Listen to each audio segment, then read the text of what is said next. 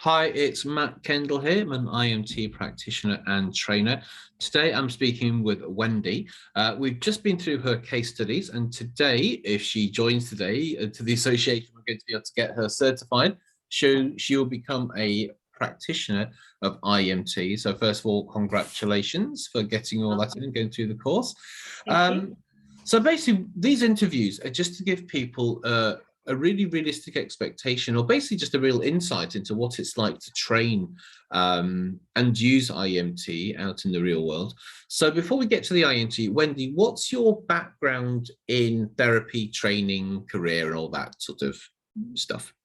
Okay, so I'm actually a mindset and motivation coach, and I'm a master NLP practitioner. So I've been having my own business now for just over 3 years, 3.5 years.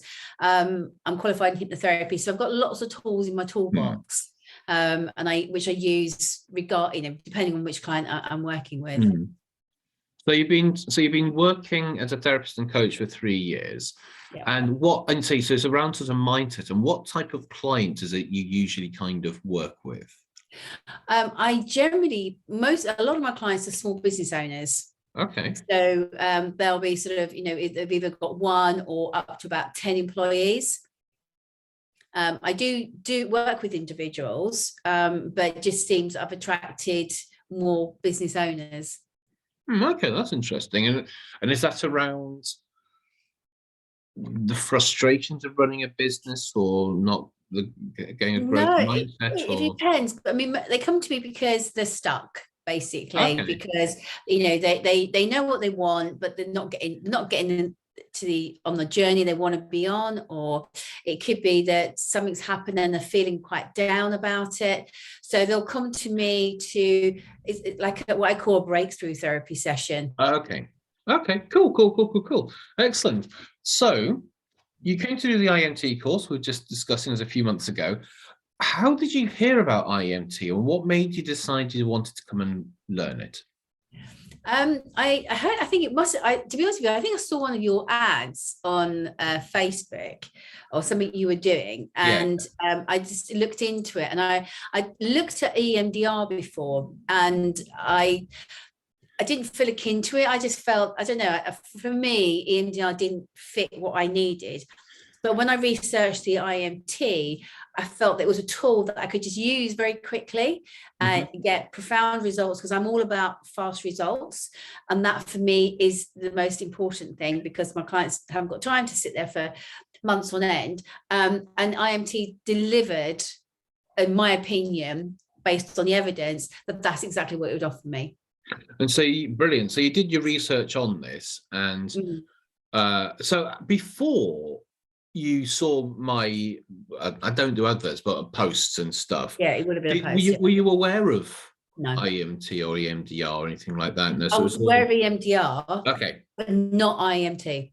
Okay, and you did your research. Did you watch videos like this and do stuff for that? Yes. Brilliant. So come full circle right now. Yeah. Yeah, guys, you're listening to me now. Okay. So you came along and you did the training, and it's a 2-day training. So it's on a Saturday and a Sunday. I am going to do some weekday trainings as well over 3 days, but this was a 2-day training from 9:30 a.m. to 5 p.m. kind of roughly on both days. And then you go do your case studies, which we'll talk about in a little bit. So as somebody who's been on multiple trainings themselves, how did you, I'm going to throw a load of questions at you, then we'll kind of go through them. I want to know what you thought about the training in terms of the support beforehand with the materials, what it was like going through the training itself, the way it was structured, the way it was delivered, the materials you were given, and the support you were given afterwards as well. Wendi, go. Okay, so on the whole 2 days, I had moments of thinking, oh yeah, this is really easy, and then I had moments of thinking, oh my god, how am I going to get this sorted? So, and I think it's because the processes, the actual technique is easy, but it's actually understanding which technique to use, and more importantly, how each one can lead into another. Yeah. So, but that comes with practice. During the course, I mean, it was explained extremely well.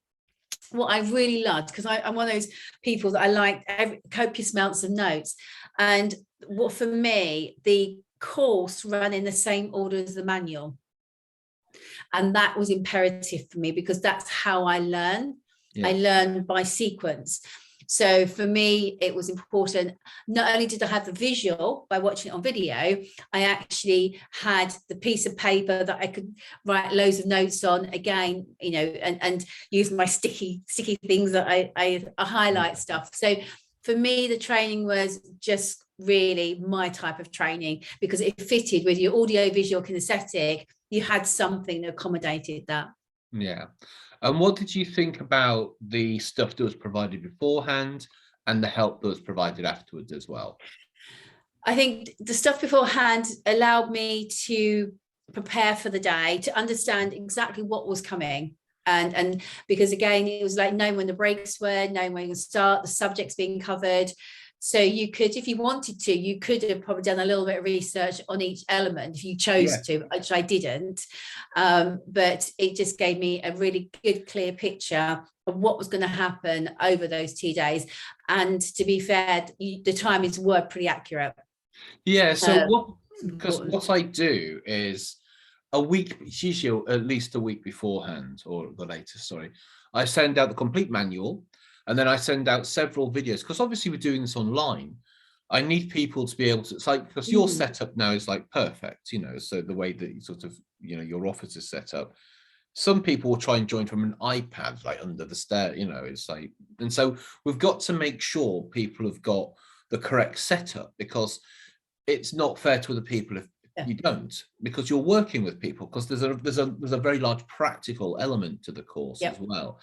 And so, but a lot of the stuff and a lot of the theory, and again, I send out videos for people to watch. So the more that people prepare and bring to the course, the more they can get out of it. You know, in the olden days, when I say that, I'm pre-pandemic, people just used to arrive and get the, you know, the pack of notes, the manual on the day. And so what I found is what people were doing, rather than watching me present, they were reading the manual. Now, I don't want them to read the manual. They can follow along. I'm more interested in having them watch me and understand the meaning and the understanding rather than just reading the manual. You can do that before, you can do that after. You can use it as a reference guide. So I think, you know, it's great, because during the course of the 2 days as well, there was lots of demonstrations, and you know, and again, because that makes it real, like you said, we've got the text, we've already read the text, not done any additional research on that, just from that manual, but it was about those, you know, those examples of what you delivered to us, and then sending us away in rooms to practice on each other, which was also great, because then we learned quite a lot just from that, and then obviously coming back and sharing those experiences. And I think you're right, you know, and everybody certainly on the course I was on, you know, we could see quite clearly. You gave us techniques to, you know, bring the faces closer to the screen, and how to hold them still. Yes. And I think to be fair, I think it was really good that we did it online, because personally, you know, a lot of us now work online because of the pandemic. So learn, and the technique, getting your hand movements within the screen size was probably one of the bigger challenges. But again, once you get used to it and you know the spans, it works out really well. Absolutely. And again, excuse me, it's just like literally kind of getting the motor skills to go to the right size. And the thing is, everybody's setup's different. So I don't know. So I do it without like looking, just because I know, you know, the size of my screen, no matter what size my camera or my screen is, you know, basically it's not going to change the actual parameters of what's in front of me. So like 90% plus of the people I train are going to do it online. So that's why I now just do the trainings online, and how I work with people online. It's easy to transfer this from online to offline, and offline to online. I totally agree. And so the way that we do the course, broken down into different modules, everything's very specific. And again, I give you the timing. So I don't like going into a training thinking, how long is this gonna, you know, it's so I like to keep things quite pacey, not to go too fast so people can't keep up. But I know that if we spend too long on stuff, people get bored and stuff like that. So I make sure there's a certain pace and a certain structure to it. And I always build in sort of not lag time, but like buffer zones to it as well. But basically the way I train is I introduce something, I demonstrate it, because I've been on loads of courses where they don't demonstrate the thing. And All right, okay. yeah, and then you go and do it in a private room. That sounds wrong. Well, I put you into breakout rooms and you go and work with somebody, and then you come back and we review it. So you can come say what you've experienced, any challenges you've had, and any questions you have, and then we segment that and then we move on. Yep. You've never used eye movements and stuff before, so let me ask you, somebody who's completely new to it, what was it like actually having eye movements? Yeah, to be honest with you, it was really interesting, and like I said, it's quite a simple technique. And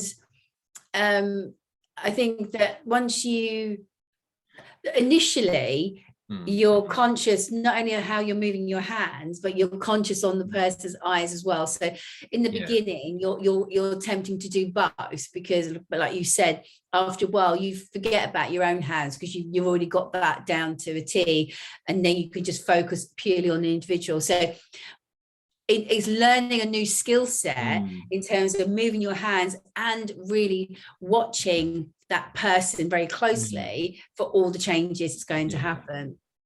And what was your experience? Because obviously you get a lot of experience yourself go through the course.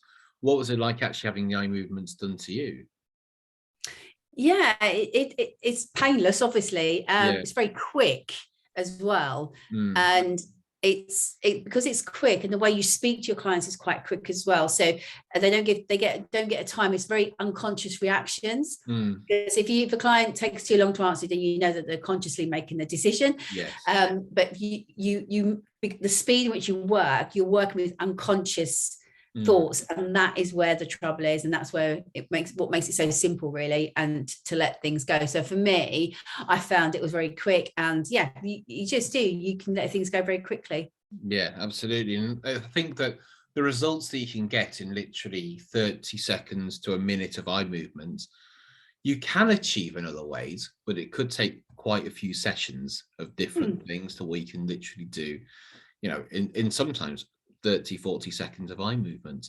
And also because you've probably attended a lot of courses like I have. After I've attended a course, I sometimes find getting hold of the course tutor and something and getting support can be a little bit tricky because they're off to the next thing. And this is something which I really conscious on, kind of focus on. So how have you found the post-course support and stuff as well? Yeah, really good. I mean, obviously you set up a WhatsApp group for us all anyway, so we could all, obviously the first couple of weeks was all posing like lots of questions, and it also meant that we could see the answers that you were giving out. And obviously you've done several sort of sessions, mentoring sessions, to enable us to go in and practice and talk about. But also what I really loved, and which I don't know if you intended it or not, but I connected with somebody in the room, and we spent probably about 4 Saturdays on a trot, 3 hours a piece, practicing on each other. Oh, great.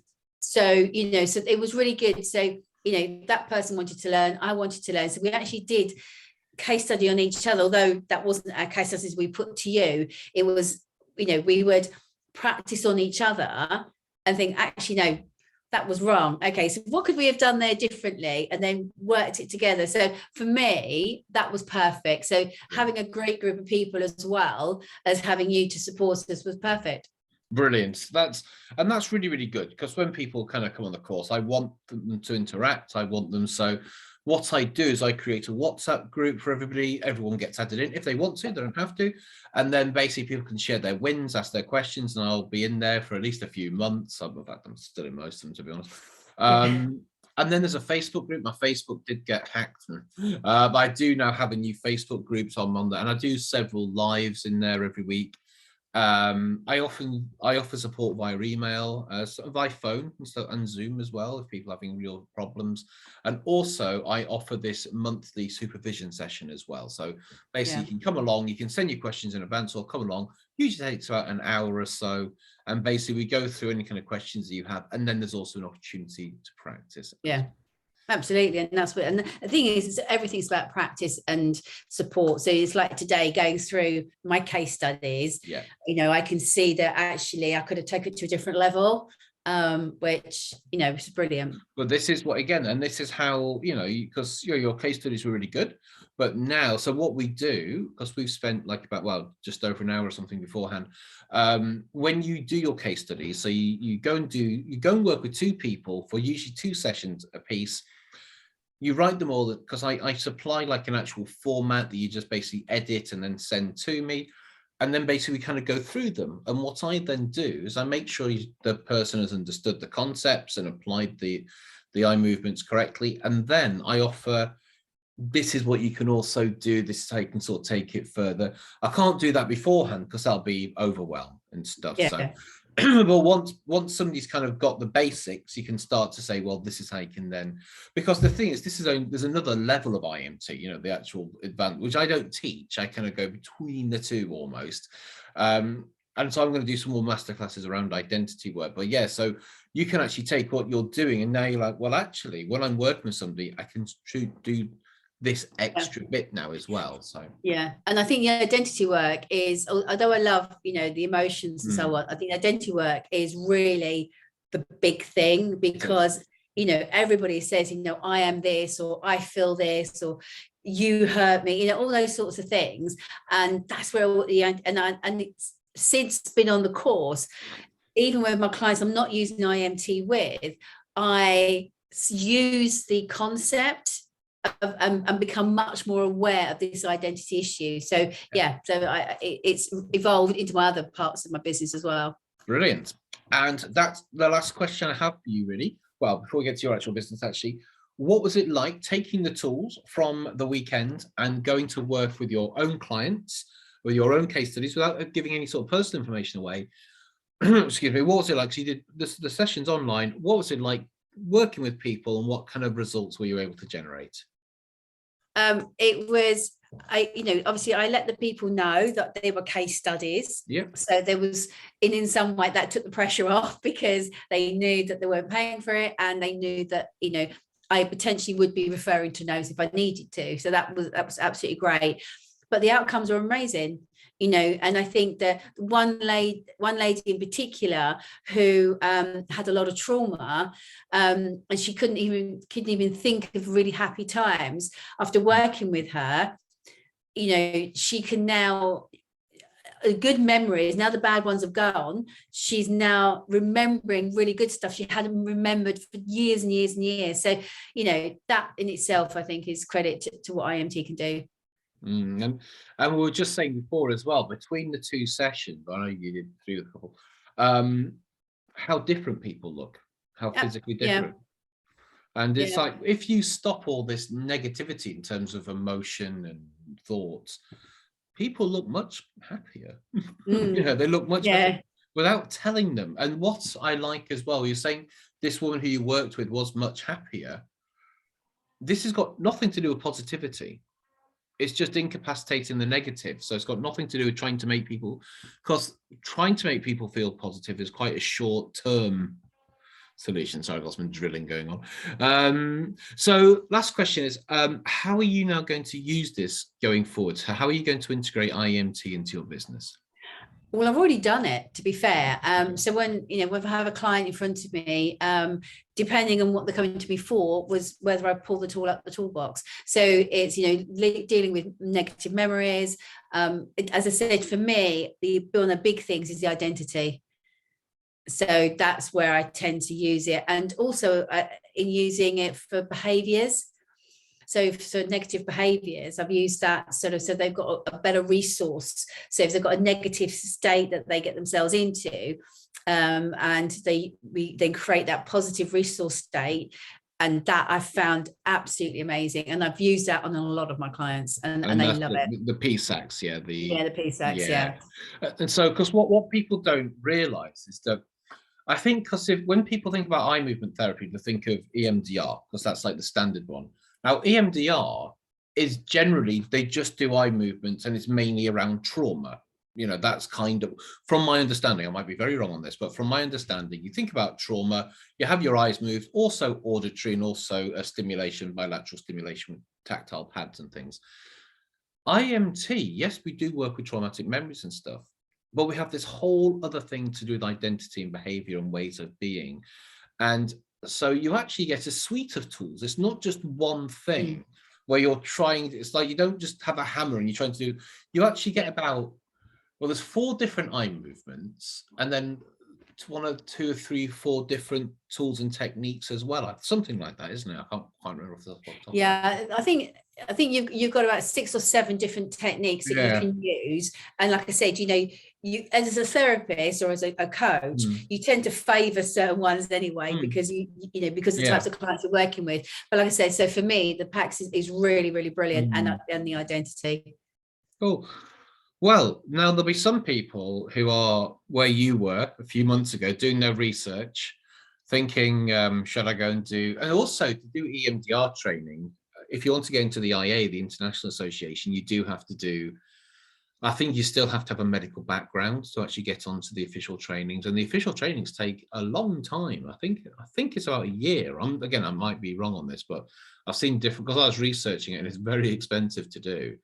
I'm not saying not to train in EMDR, but I'm saying IEMT is a really good way in, because it's a weekend and you don't need any previous experience anyway. So, sorry. No, I was going to say, because I think that for me, as a coach and therapist, you know what's right for your clients. Yes, yeah. And the tool like IEMT is powerful, it's quick, and I've had clients who've had EMDR and they're still coming to me. So yeah, I have as well. Yeah, so they've been for they've had 7 or 8 hours or 7 or 8 sessions of EMDR, and sometimes you don't even move their eyes until session 4. With IEMT, it's like you come in, right, you start moving the eyes kind of straight away. Yeah. So there will be people watching this thinking, I don't know whether I should do this. I don't know what impact it'll have on my business, what impact I'll be able to have on my clients. So for those people who are watching, who are kind of still sat on the fence, what's Wendy's message to them? I would say, if you want another tool in your toolbox that's going to have a quick lasting effect, then I don't see why you wouldn't do it. For me, it was a 2-day course that enabled me to bring something into the mix, and it also enabled me to be a bit different to my other coaches. And this is the thing as well, and this is what I'm going to start really focusing on in the future, is basically, when you go through your coaching training or your hypnotherapy training, whatever it might be, it's like a cookie cutter in a sense. You come out, you've all got the same skill set. When you learn something like IEMT, you can really differentiate yourself from everyone else. Because if you're a coach, because when you're a coach, you're not necessarily therapeutically trained. It depends on what kind of coaching you've sort of done. But IEMT is an actual insurable psychotherapy. We are changing it from a psychotherapy. Well, that's not for me to talk about, but we are. It allows you to do deeper work and better work with people, rather than just a lot of the coaching kind of skills, or just hypnotherapy skills, or CBT, or whatever it might be. And so IEMT works brilliantly with what you're already doing, and it makes whatever you're doing work a lot better. Yeah, so, I'd say it's a compliment to what we were already doing. So, and that can't be a bad thing. Absolutely. Wendy, thank you very much for your time today. If people want to work with you and stuff, what's the best way to get in contact with you or find you? Okay, so you can go to our website, which is www.wendimclean.co.uk. You can find me on Facebook under Wendi Mclean, or contact me on LinkedIn. Fabulous. Thank you very much. You're welcome. Thank you.